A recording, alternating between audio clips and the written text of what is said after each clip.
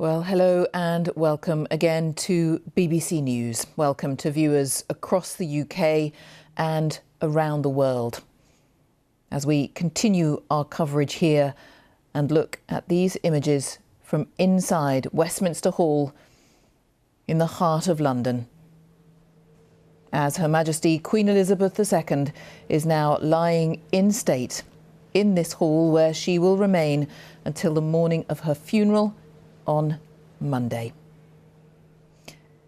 And just in the last 15 minutes, the doors have opened to members of the public. And so what we are seeing now is those people who were at the front of the queue, some of them who'd been queuing for several days, potentially, to be among the first members of the public to pay their respects at the start of 4 days of lying in state. And we'll stay with these images as we watch them a little. If you follow them, it is incredibly moving to watch and just to think about why each individual person has chosen to be there, has wanted to be there. And very, very touching at the beginning, shortly after 5 o'clock when the doors first opened and we saw the first men and women come through. And the number of people who stood silent, obviously, but the number of people who just did a gentle bow. Several people who put their hands together in a bow, almost to say thank you. And a substantial number of people in tears. And we wonder what goes through anyone's mind as they stand there. Who are they thinking of? Who are they remembering? Perhaps thinking of loved ones that they have lost. And over the course of the next hour, we will be talking to many of the people who are still queuing, many of them who have a very, very long wait ahead to say farewell to Her Majesty the Queen. We reached this moment, of course, after a procession from Buckingham Palace through to Westminster Hall. Thousands of people lining the Mall, as we have seen in the last few days, as the Queen's coffin was brought on a gun carriage to where it is now at Westminster Hall. And our diplomatic correspondent, James Landale, watched that procession. As we might expect, James, carried out with absolute precision, something that the military had rehearsed for, prepared for, but still extremely moving because the Queen's very closest family members were behind the gun carriage. You were watching it all. Give us a sense of what you watched over the last few hours.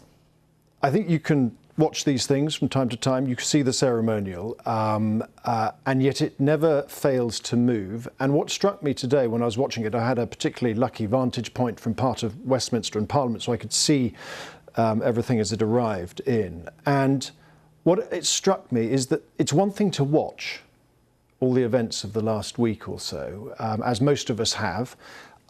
It's another thing to actually see it in person.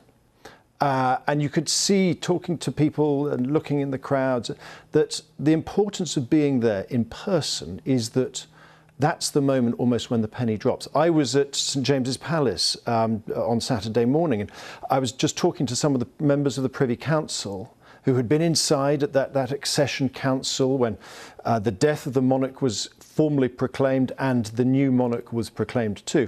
That for them, that was their moment when the penny dropped, when you actually heard somebody stand up and say, "God save the King."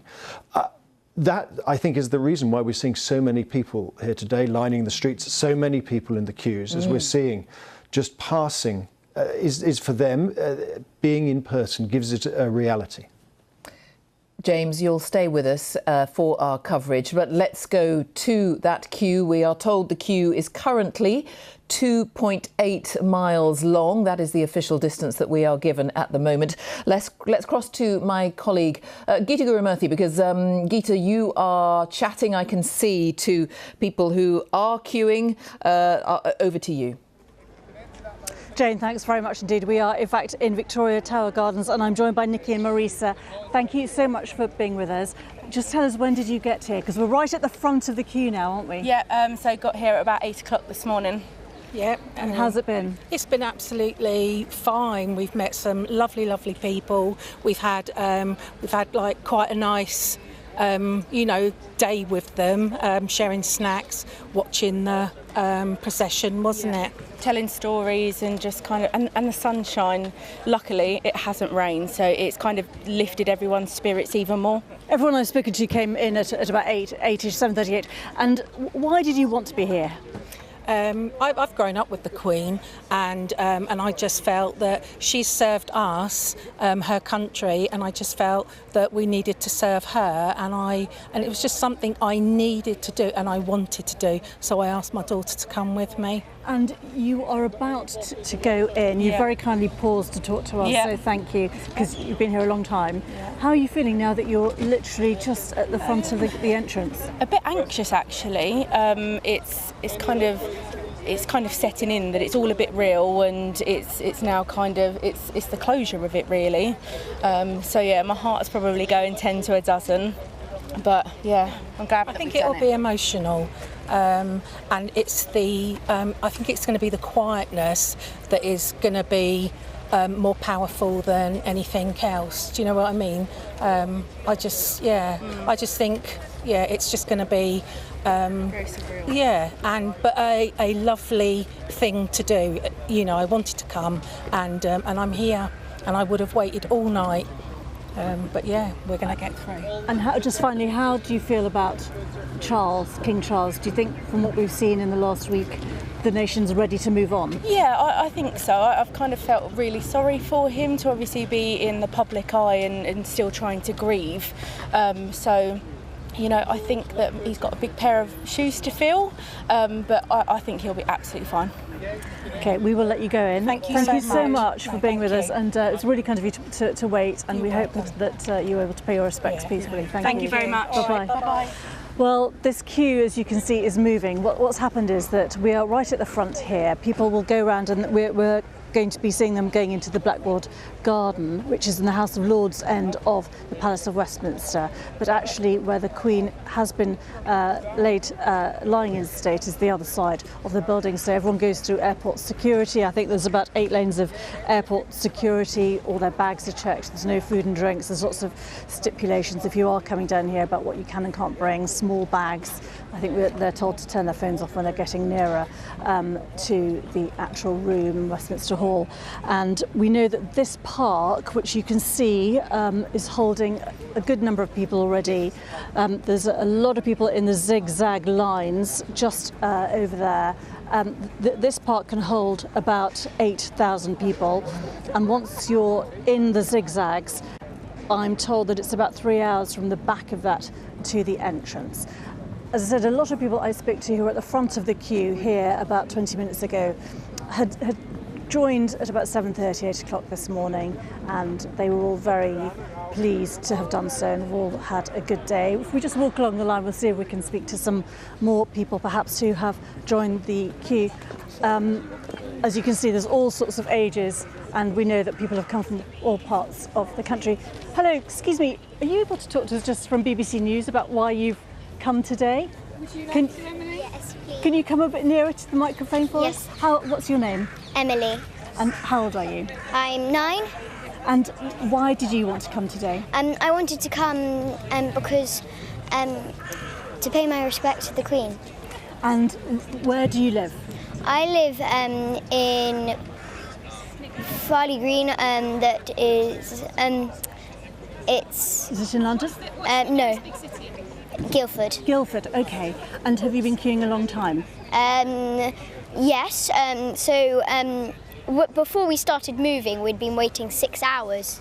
6 hours, wow. And I can see you've got a rucksack on your back. Yeah. And you've had some water and you've had some food? Yeah. And how are you feeling now that you are very near the front of the line? I feel rather excited. Do you?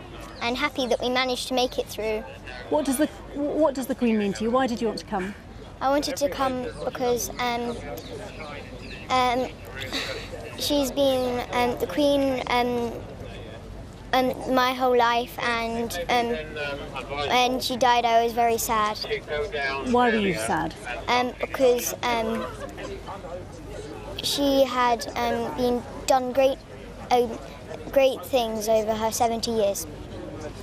And have you seen her son, Charles? Do you like him? Do you think he'll be a good king? Yes. You do. Why do you think he'll be a good king? Because I think that he's I think it looks as if he's gained his mother's wisdom from how he's watched his mother and gained it. Well, that's wonderful to hear. Thank you very much indeed for being with us, and I hope you are able to pay your respects very soon. You're very close to the front. Well done for making it all this way today. Thank you very much indeed. So as you can see, there are people of all ages, all backgrounds. We've spoken to people from various different parts of the country. We'll be back with you in the coming hours. Oh, lovely. Thank you so much, Geeta. Well, yes, much more from you to come. And a little later on, we will be in a rather different part of the queue, rather further down, with people who have still some way to wait. The queue very nearly 3 hours long, as we say. 3 miles long, I'm so sorry. 3 miles. Crucial distinction at the moment. My colleague James Landale is still with me, our diplomatic correspondent, because you were watching all today's proceedings. But it was so interesting. In fact, the First Lady that Geeta spoke to, exactly to your point, she effectively said, goodness, this has become real for me now. That was part of your reflection of what we were witnessing today. Yeah, because I think for many people, it's very hard to take in what's happened. You know, the news of the Queen's death happens and people absorb it. But does it sink in? How far does it? And I think that there comes a moment when it just actually, this means the scale of the change that we're going through is something that we're all experiencing together. And you're seeing it in the way that the ceremonial has been organised for this week. It's amazing how much has involved the public. You know, I think people have been amazed how much has been televised, how much the new king has been going around the country. A lot more has been public than, you know, would have been, you know, 70 years ago. And I think that's all part of a process of trying to take people on a journey. There's a clear, if you talk to officials within palace and government, that's what they're trying to do here. They're trying to bring people together to try and bring that as much support, because they know this is a crucial moment for, you know, the UK. They know it's a crucial moment for the royal family, and that's why so much has been planned to make sure this is as accessible as possible. And that's why we're seeing what we're seeing today, and the sheer scale of the queues. Yes. James, you're staying with us, I know. And it's very moving, isn't it, to just look at these images from inside Westminster Hall. I'm just so struck. I mean, people in tears, perhaps we shouldn't be surprised by that when we see it, but the number of people just giving a little nod, a little bow with their own thoughts, the quiet, the silence of Westminster Hall, that in itself, I think, really very moving indeed. Let's talk to a few more people who will be hoping to do exactly that in quite a few hours from now, I have to say, because we're going to head rather further down the queue than where Geeta was. Let's cross to our correspondent, Angus Crawford, because Angus, explain for us where you are. I can see the river behind you, and what that means for the people who are around you. How far off are they from being able to pay their final respects? Well, the truth is many, many hours. If you know London South Bank, I'm standing just outside the Royal Festival Hall, so I can see Westminster, but the queue you've been talking about snakes out of Victoria Tower Gardens, over Lambeth Bridge, along the Albert Embankment. It then breaks for the road for Westminster Bridge. It starts again behind County Hall. It snakes along there, past the London Eye, which many of our viewers may know, past the National Theatre behind me, carries along there, under the bridge, and then past Tate Modern, then past Shakespeare's Globe, then past London Bridge. It's now, I believe, parallel with the Tower of London, very nearly at Tower Bridge. As you say, very close to 3 miles.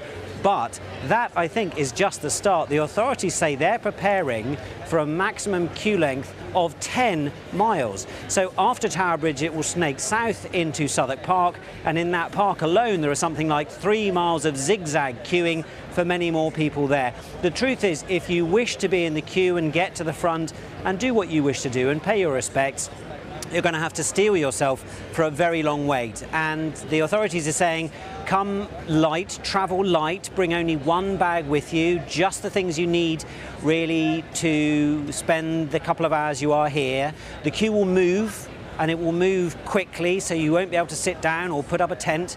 And when you get to Victoria Tower Gardens, you will find there's airport-style security. So don't take anything with you that you wouldn't take on a plane, for example. Phones, do keep them on silent. There's also a request that people wear sombre clothing and they remain silent within Westminster Hall while they're paying their respects. But these people behind me, this queue hasn't moved in the last half hour that I've seen, and it seems that they're moving people along in batches. What you may just be able to see is that all of them on one of their wrists are wearing a little yellow wristband. Now that's going to be crucial. We love our queuing in the UK, but we like fair queuing. Now this is going to ensure it. As you arrive in the queue, you can then be given a wristband that will have a number on it, and that means you can't be queue jumped, as it were. And for those who are coming to London, it's going to be very, very busy, so plan early, pack sensibly, but also look at the online map, which is live at the moment, which the Department of Culture, Media and Sport has put up, which will indicate where the end of the queue is. So you want to go to that end, not get off in the middle of London and head towards, for example, Charing Cross, because you simply won't be able to join here. Angus, thank you very much for now. You may well have brought us the phrase of the day, fair queuing. Hashtag fair queuing. I can see that developing. Before we talk to our next guest about everything we've been witnessing today, just if you are thinking you want to do exactly what all these people are doing right now, paying their respects through Westminster Hall, I would actually just flag what is probably a very, very useful article on the BBC website if you want to look for it, because it has a really useful map. It's quite hard to keep all these street names and variations in your head, and you may well, of course, not know London, and it's quite hard to get your head around of this. There's a really useful map, I think. The article is called Queen's Lying in State, What to Know Before You Join the Queue. You just think that map in particular might be really handy. And there's lots of information about what you can and can't do, places that might be open where you can get a coffee and so on. So that is very useful, I think. And also the DCMS is keen to point out, the Department for Culture, Media and Sport is keen to point out that it is periodically updating its Twitter feed to explain, well, exactly that. There you see it. The queue is currently approximately 2.9 miles long. Approximately 2.9. But it is going to keep updating that over the course of the 4 days. That's what they're telling us.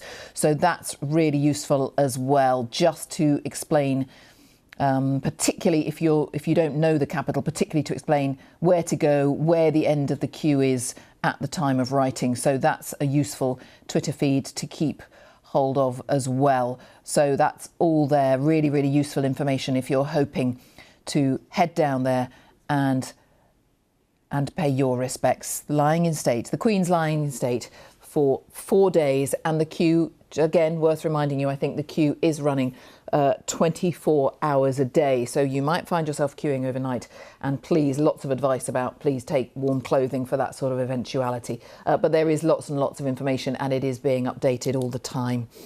And we'll stay with some of those really very moving images from inside Westminster Hall and talk to Lieutenant General James Bashall, who is National President of the Royal British Legion. Thank you so much for joining us today, sir. And in your role, I think you met the Queen a number of times. So, of course, I do want to ask you, first of all, just for your personal remembrances, what your thoughts have been over the last few days. I think, like most people, I've been hugely saddened when I first heard the news, and reflective on all that the Queen has been to all of us throughout our lives, but also grateful for particularly her support and her work for the Royal British Legion. And it was my huge privilege as the President to be able to host her on several occasions when she came to visit veterans, and when she particularly came to the Royal Albert Hall for the Festival of Remembrance, and at various important occasions, remembrance occasions. And she has been and was the most wonderful and kind-hearted and supportive patron that we were fortunate to have for 70 years. And I would assume, given her deep knowledge of the armed forces and her love for the armed forces, that she was hugely knowledgeable as well. She was, I think everyone would recognise how knowledgeable she was. She knew and she understood the military. I mean, she knew all our ranks. She understood, she'd correct people sometimes. Well, certainly Prince Philip did on dress, but she certainly had a very good eye for detail, and was always very well briefed and had a great affinity for veterans across all the generations. Yes, and that's interesting you say that, because I've been really struck today the number of members of the forces who've been involved in this beautifully carried out procession that we saw at 2 o'clock this afternoon, and we've heard from a number of people involved in that and the preparations of various ages, and they were, some of them really genuinely very moved, and they said she was our boss, and they took that very seriously, it seemed to me, in the way that the Queen took that very seriously. And I think we all did when we served. We absolutely recognise that the Queen is the figure that we take our allegiance to, and her role has been so important to the military over so long. And I think generation after generation inherit the traditions and the customs and the pageantry, certainly for the Foot Guards and the Guards Division who have done so wonderfully today already, and it is passed down from one generation to the next. And of course, those that then leave, and there are of course many more veterans than there are those who are serving, remember their time in the armed forces, remember their links with our royal family, and have always got huge respect and are always very grateful for their interest and their support, even when they've left, our veterans. And so, sadly, you as a charity, you have lost your patron, but presumably in no doubt that you will always have the support and the love of members of the royal family. And do you know what happens now in terms of the patronage of your charity? Well, of course, we hope all that you've just said will continue to apply, and I'm certain it will. But we will, of course, now wait news from the King to understand whether he will take on the patronage from his mother. We hope he does, of course, but we will do nothing until we hear formally from his office and from the palace. Lieutenant General James Bashall, very many thanks for your time. Thank you so much. National President of the Royal British Legion. Her Majesty the Queen, of course, was patron of the Royal British Legion. Let's return to the heart of central London, to Westminster Hall, as members of the public continue to file past the Queen's coffin to pay their last respects. The doors opened to the public at 5 o'clock, so these are some of the very first people to be able to come through. The predictions, as you may be aware by now, is that many hundreds of thousands of people will want to pay their respects, and certainly the Queen is lying in state for 4 days, and that queue will operate around the clock. It's a huge logistical operation, of course, as well as being something that's important, very, very moving to witness, but logistics are an important part of making this work, and one of the many challenges, inevitably, of the coming days is policing. Forces up and down the country, and particularly in the capital, will have had to prepare in advance. They're having to coordinate to make sure all these major events take place safely. 4 days of lying in state, and then the build-up to the funeral, the Queen's funeral on Monday, of course. We have seen the arrest of a number of anti-monarchy protesters. That has led to expressions of concern in some quarters. There have been people, human rights campaigners, some politicians, commentators criticising that, criticising what they see as a crackdown on free speech. So let's just talk about all the many challenges of the days ahead as so many people flood into London for these unparalleled events. Bob Broadhurst is with me here in the studio. Thank you so much for joining us. You are I believe, tell me, I hope I've got this right, a former Metropolitan Police commander? I am. I was Commander Public Order. Indeed. And I know you've worked on a huge number of large-scale public events, particularly, for example, things like the London 2012 Olympics, events which went off so beautifully, but an enormous logistical challenge there. I'm interested, as we look at these pictures from Westminster Hall, what are your thoughts about the challenge facing the Met and presumably forces beyond today and in the coming days? Well, undoubtedly, this will be the largest security operation this country has ever seen. It's a funeral. We must never lose sight of that. Yes. There's a grieving family, a grieving country. It's also a ceremony, a sombre but important ceremony, and it's a security operation. And ceremony and security are not happy bedfellows. A massive operation, we understand 10,000 officers a day, roughly the same as we had in the Olympics. The challenges will be, first of all, terrorism. You must always look at that. And I'm not talking here state-sponsored, I'm talking potentially lone individuals. So they'll be looking at that. That needs to be factored out. You're going to have almost all of the world's leaders or their representatives. They all are entitled to close protection, firearms protection. We have to manage that. The police have to manage that somehow and keep those people safe. You're going to have the potential for public order, protest.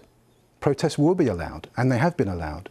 There have been some arrests, but we can't comment on individual arrests. But you have to factor in and allow and facilitate protest, but within reason.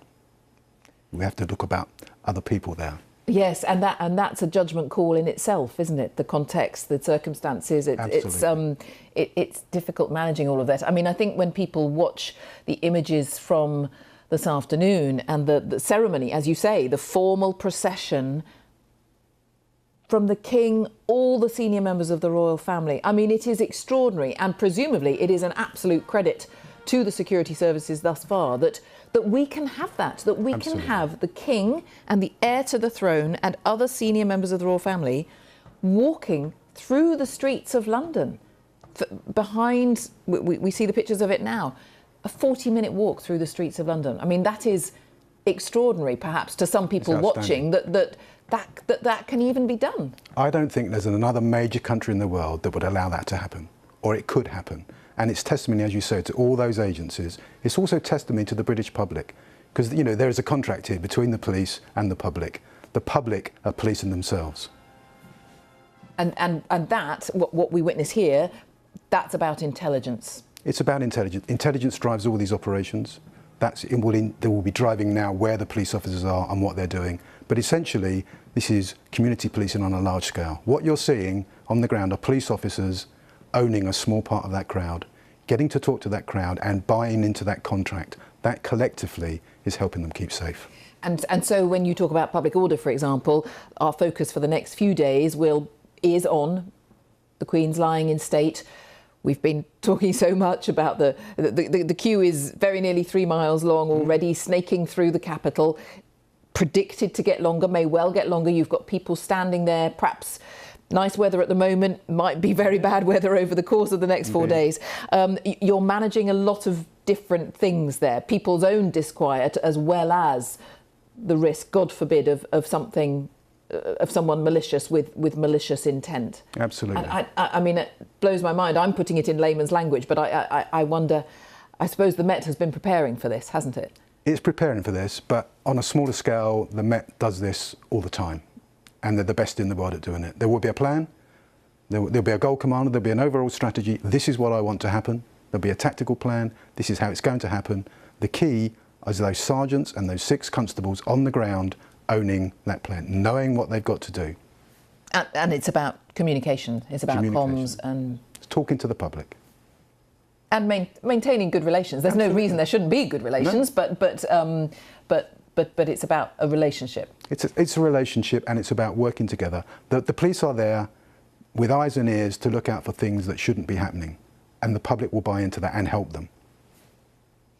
I'm only going to pause you, Bob Broadhurst, just to explain what we're seeing here, the changing of the guard around the coffin, around the catafalque, and this, I am told, is in fact going to happen every 20 minutes, which is a remarkable logistical operation in itself, given that what we're looking at here is really just the beginning. The doors have been open to the public for barely 3/4 of an hour, and the lying in state continues until 6:30 on Monday morning. 6:30 on the morning of the Queen's funeral, the state funeral.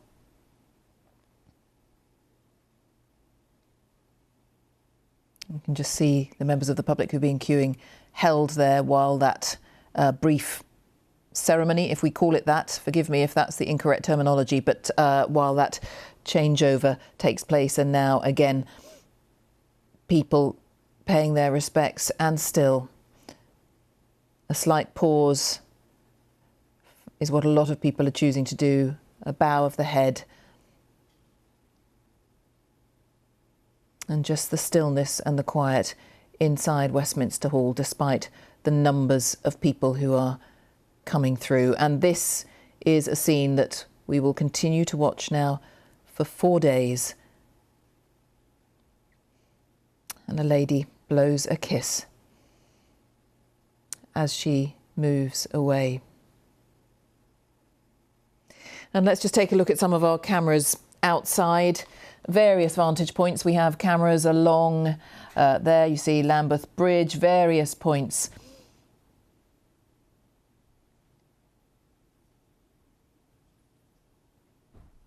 And as we say, the queue currently at around about 3 miles long. The maximum, we are told, that the queue is going to be allowed to reach is 10 miles. A staggering thought when you think about it. It's about 3 miles at the moment, apparently. The absolute maximum is 10 miles, which would take the queue back sort of towards Bermondsey Tube Station, if you know London, snaking all the way along the South Bank. And Bob Broadhurst, as a former Metropolitan Police Commander, as someone with huge experience of policing large events, I suppose that's one of the reasons you're saying this is the biggest event, certainly in our lifetime. The notion of trying to keep everyone safe and happy over 10 miles, I mean, that's an eye-watering prospect. Absolutely. This will be the biggest outpouring of people onto the streets of London we've ever seen.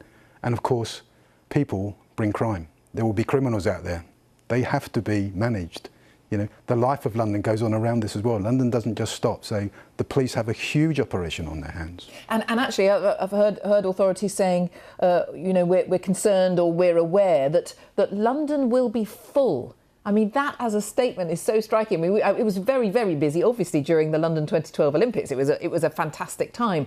But we know that bluntly, a lot of Londoners left during that period because they thought it would be a bit overcrowded. They thought the tubes wouldn't be able to cope. I mean, in the end, it was terrific. But there was a slight anxiety. And I suppose London Transport Police is involved in all of this as well, because these people are getting on tubes, buses, trains. It's going to be packed. It's going to be cosy underground, isn't it? It's going to be more than cosy. And indeed, the Transport Police and the other agencies, they have a huge role to play. And when they say London is full, they don't clearly mean that every metre is taken up. They mean indeed, key parts of London, unless you have to come to, please stay away, or go further away and come in from the outside. Don't pop up at Westminster. It's just going to be crowded. And that's just adding to the problems. And so I suppose there are plans you talked about the importance of communication. There are plans for holding people back if somewhere gets too busy. In fact, I was in Green Park yesterday, close to Buckingham Palace, of course, and just at points you could see, and I wouldn't have described Green Park as particularly full at that point, but it was busy, but not rammed. But you could see where the stewards were just asking people to pause from time to time. And I suppose that's about managing crowds. Crushing. You want people to be well. You don't want people to be crushed. It's that sort of thing, I suppose. Absolutely. Crowds in themselves are dangerous. You mentioned the weather. If we have a thunderstorm and suddenly everybody bolts for the same exit, that is potentially hugely dangerous. So there is a plan. There will be a plan to manage the crowds, and they will actually use the parks as overflows. Hyde Park, once Green Park and St James's are full, they'll move people towards Hyde Park, put big screens up. So there are tried and tested ways of managing this that you'll now see starting to swing into action. Very, very interesting to talk to you. Thank you so much. Bob Broadhurst, good of you to give us our time. Thank you very much indeed, former Metropolitan Police Commander. And we may be talking again, of course, in the coming days, because 4 days ahead. Thank you so much for your time. Thank you.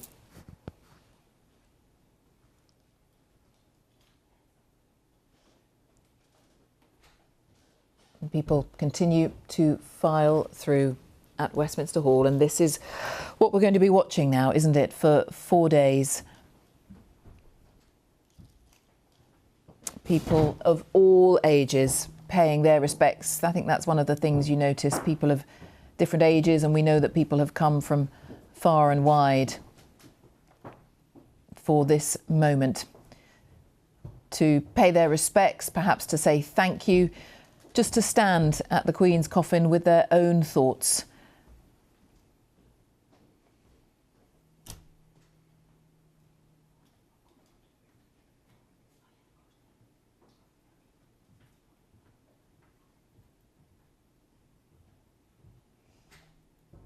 And we'll stay with these images. There's something still very, very touching and moving.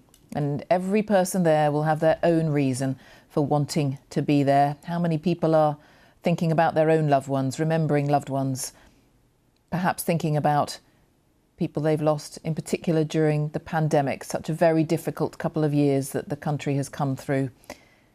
And now the country with a king for the first time in 70 years.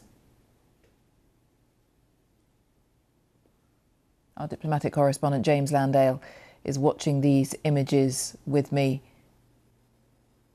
It's incredibly moving just watching this. Whatever the reasons people might have had for queuing for hours, for then pausing, nodding, some mouthing thank you, a sign of the cross, some people in tears. Very, very moving to think about why people have chosen to come to the capital to pay their respects, James. There's a technical term in the planning for this, which is called dwell time, which refers to the period of time that members of the public will take just to pause and pay their respects, do what they've just been doing.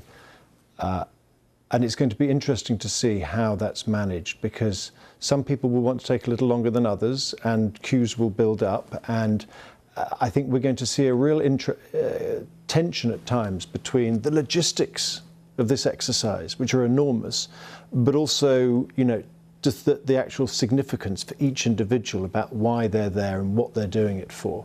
And I think managing that will be quite a challenge for the authorities.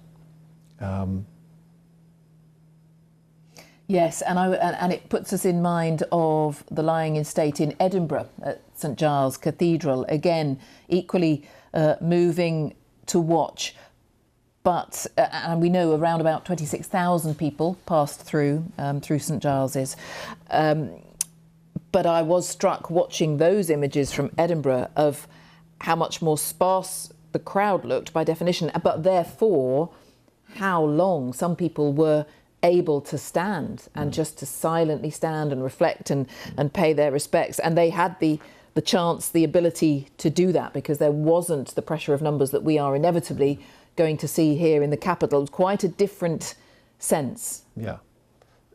There will be more people who wish to go past than are able to go past before the funeral. That is an inevitable truth of this. There are only so many people who can get past at a certain period of time, and so some people will come and will be disappointed.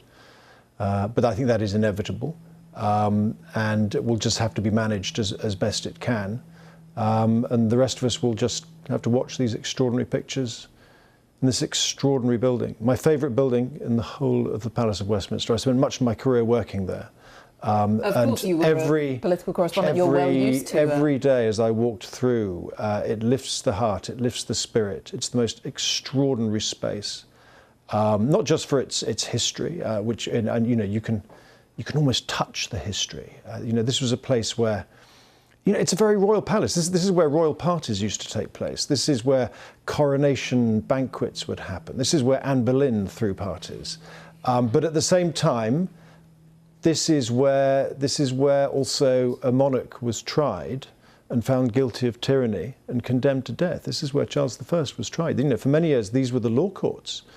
And so the extraordinary history that just drips off the walls is being added to today by what is, in historical terms, a relatively modern phenomenon. This idea of passing the monarch, it only dates back to 1910, which, you know, in historical terms is a blink of an eye.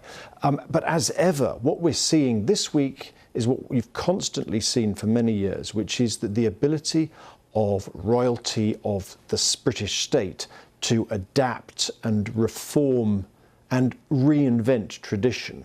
We're seeing that happening this week. The televising of previously private events, the opening up of a small window onto things that previously we would not have seen, is all part of that process of recreating tradition in a modern way so that it responds to contemporary needs. James, thank you for now. James Landale. And let's return to the queue outside Westminster Hall, well, some distance away. Let's head to our correspondent, Zoe Conway. Zoe, you are, I think, at Albert Embankment. So explain what you're seeing, what people are saying to you as they pass. Well, this queue is now moving at some pace. In fact, you might well see behind me there's some quite big gaps opening up as people are struggling to kind of keep up with the pace of this queue. But that's not to say that this queue isn't long. At the moment, it's measuring about 2.6 miles long and stretches all the way back several bridges east of here from here to London Bridge. And what they're going to be, they're all wearing wristbands. There's a lot of security around here. They're going to be crossing Lambeth Bridge. And once they get to the other side of the river, there's going to be airport-style security. There is a lot of security around here. Not long ago, I saw armed police in a boat keeping an eye on everything. There are the army's on the streets, as well as the police. And of course, everybody's here for their own personal reason. I was speaking to a man, he was in civilian clothes, but in fact, he'd been a soldier, he'd served in Afghanistan, he was wearing his medals. And he said that he wanted to pay his respect to the Queen, who he had served as a soldier. What's also notable is when you talk to people about the mood in the queue, it's been incredibly good natured. There's a lot of camaraderie. Most of the people behind me will have joined the queue at about 1 o'clock this afternoon. But when you ask people to think about what it's going to be like to step into Westminster Hall, that's when people start to get quite emotional, when they start imagining what that moment is going to be like for them. I was talking to an 85-year-old man who was at the coronation 70 years ago as a 16-year-old, and he started welling up when he imagined what it was going to be like to be in that extraordinary place. Yes, that's very, very striking, and we can see from our pictures inside that it is indeed proving a very moving experience for an awful lot of people coming through. Thank you, Zoe. I know you'll be there to talk to others as they continue to queue. We've already heard of people making friends in the queue. You are there standing next to people you don't know for a very, very long time, so there will be friendships struck up. But let's just stay for our last few moments with the pictures from inside Westminster Hall as we watch people of all ages, all the generations, from all over the country, probably fair to guess from all over the world, starting to make their way and paying their final respects to Her Majesty Queen Elizabeth II.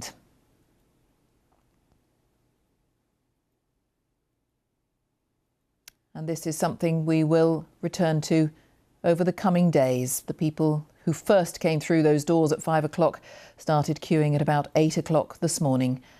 And we will stay with these images here from inside Westminster Hall at the lying in state of Her Majesty the Queen.